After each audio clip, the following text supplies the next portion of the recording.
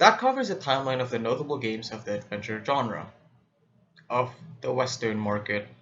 Yeah, there's more. Due to differences in computer hardware, language, and culture, development of adventure games took a different course in Japan compared to Western markets. The most popular adventure subgenre in Japan are visual novel and dating sims. We'll go through the most notable releases in Japan, starting with Potopia Renzoku Satsujin Jiken, or in English, the Portopia Serial Murder Case, is an adventure game designed by Yuji Horii and published by Enix in 1983. The most famous early Japanese computer adventure game was the Murder Mystery Game. The game features first-person graphics, non-linear gameplay, an open world, conversations with non-playable characters, branching dialogues, suspect interrogation, non-linear storytelling, and plot twists. The Famicom version also features a command menu system, point-and-click interface, and 3D dungeon maze. Upon its release, the Portopia Serial Murder Case was well received in Japan. It became an influential title helping to define the visual novel genre, as well as inspiring Japanese game designers such as Hideo Kojima and Nintendo's Eiji Aonuma. Going back a year prior in 1982, Knife was released. Due to a lack of content restrictions, some of Japan's earliest adventure games were also Bishoujo games, or gal games, with eroge content.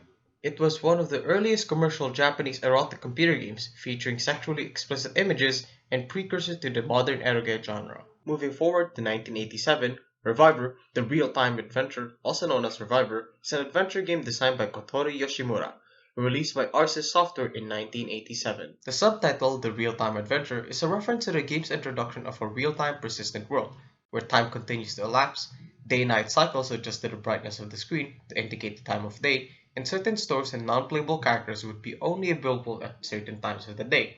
Kinda like real life. In 1986, Square released a science fiction adventure game, Suishou no Dragon, for the Famicom.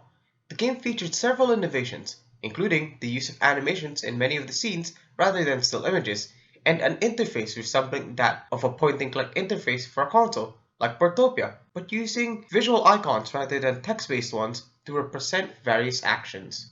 Snatcher is a cyberpunk graphic adventure game developed and published by Konami.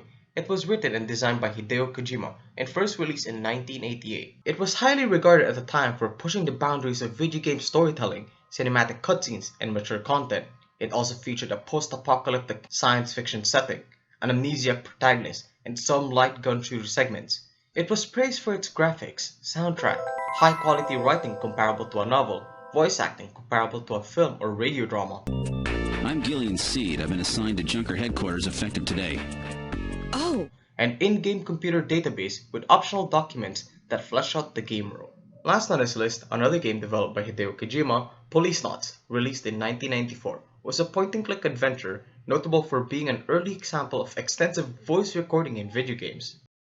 A distinct form of Japanese adventure game that eventually emerged is the visual novel, a genre that was largely rooted in Portopia's serial murder case, but gradually became more streamlined and uses many conventions that are distinct from Western adventures.